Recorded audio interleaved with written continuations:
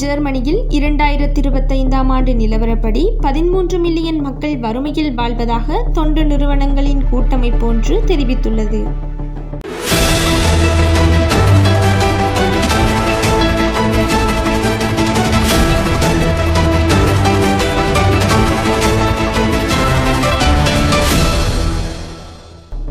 ஜெர்மனியை மையமாக கொண்ட த charity welfare association எனும் தொண்டு நிறுவனங்களின் கூட்டமைப்பு 2025ஆம் ஆண்டு நிலவரப்படி ஜெர்மனியில் 13.34 மில்லியன் மக்கள், அதாவது 16.1% பேர் வறுமையில் வாழ்வதாக ஜெர்மன் ஃபெடரல் புள்ளியியல் அலுவலக தரவுகளை அடிப்படையாக கொண்டு தெரிவித்துள்ளது.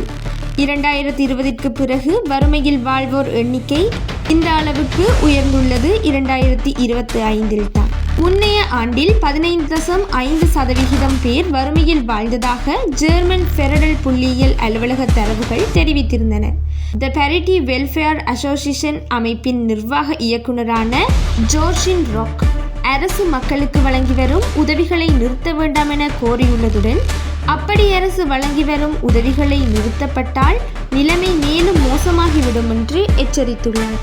ஐரோப்பிய ஒன்றியத்தின் வரையறையின்படி ஒருவரின் குடும்ப வருமானம் தேசிய சராசரி வருமானத்தில் 60%க்கும் குறைவாக இருந்தால் அவர் வறுமையின் அபாயத்தில் இருப்பதாக கருதப்படுகின்றார். 2025ஆம் ஆண்டில் தனியாக வசிக்கும் ஒரு நபருக்கான வருமான வரம்பு மாதத்திற்கு 1445 யூரோக்கள் ஆகும். வெளிநாட்டு மோகம் எனும் போது அது அனைவரையும் ஆட்கொள்கின்றது. வெளிநாட்டிற்கு சென்றால் அனைவரும் இலகுவாக சம்பாதிக்கலாம் என்று, அதிலும் ஐரோப்பிய நாடுகள் என்று வரும்போது அனைவருடைய சிந்தனைகளும் இவ்வாறு உள்ளது. பணம் அதிகமாக சம்பாதிக்கலாம், இவ்வாறான மோகம் நிறைந்ததாக உள்ளது. அதாவது ஐரோப்பிய நாடுகள் என்று சொல்லும் போது அங்கு வாழ்பவர்கள் சொர்க்கத்தை விட மேலான இடமாக கூறுகின்றார்கள். ஆனால் அனைவரும் புரிந்து கொள்ள வேண்டும், சடப்பொருளை சந்தோஷத்திற்காக நம்பி இருப்பது எப்பொழுதும் நிலையில்லை. வெளிப்பார்வையில் ஒரு சில பெறுபேறுகளை அடைந்தாலும் எல்லாவிதமான பெறுபேறுகளையும் சடப்பொருளினூடாக அடைய முடியாது. அத்துடன் சடப்பொருள் அனைத்து காலத்திற்கும் நிலைத்திருக்காது. அதற்கு எந்த நேரத்திலும் எதுவும் நடக்கலாம் என்பதை நாம் விளங்கிக் கொள்ள வேண்டும்.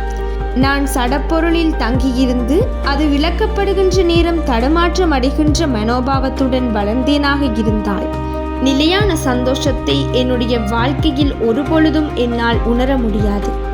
நிலையான சந்தோஷத்தை பெற வேண்டுமாக இருந்தால் விழுமியங்களின் அடிப்படையில் எவ்வாறு என்னுடைய நிரந்தரமான சந்தோஷத்தை உருவாக்க முடியும், அதற்கான வழிமுறையை தேட வேண்டும்.